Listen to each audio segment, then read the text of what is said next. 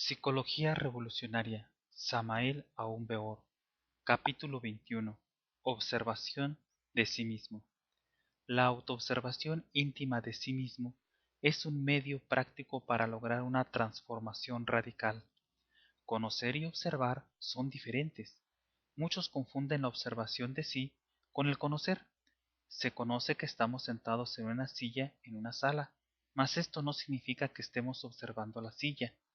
Conocemos que en un instante dado nos encontramos en un estado negativo, tal vez con algún problema, o preocupados por este o aquel asunto, o en estado de desasosiego o incertidumbre, etc. Pero esto no significa que lo estemos observando. ¿Siente usted antipatía por alguien? ¿Le cae mal cierta persona? ¿Por qué? Usted dirá que conoce a esa persona. Por favor, obsérvela. Conocer nunca es observar.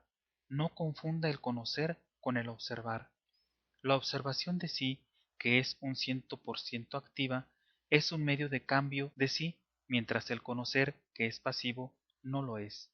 Ciertamente conocer no es un acto de atención. La atención dirigida hacia dentro de uno mismo, hacia lo que está sucediendo en nuestro interior, si es algo positivo, activo. En el caso de una persona a quien se tiene antipatía sí, porque nos viene en gana, y muchas veces sin motivo alguno, uno advierte la multitud de pensamientos que se acumulan en la mente, el grupo de voces que hablan y gritan desordenadamente dentro de uno mismo lo que están diciendo, las emociones desagradables que surgen en nuestro interior, el sabor desagradable que todo éste deja en nuestra psiquis, etcétera, etcétera, etcétera.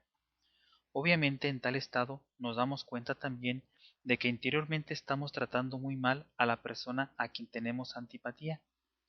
Mas para ver todo esto se necesita incuestionablemente de una atención dirigida intencionalmente hacia adentro de sí mismo, no de una atención pasiva. La atención dinámica proviene realmente del lado observante, mientras los pensamientos y las emociones pertenecen al lado observado. Todo esto nos hace comprender que el conocer es algo completamente pasivo y mecánico, en contraste evidente con la observación de sí, que es un acto consciente. No queremos con esto decir que no exista la observación mecánica de sí, mas tal tipo de observación nada tiene que ver con la autoobservación psicológica a que nos estamos refiriendo. Pensar y observar resultan también muy diferentes.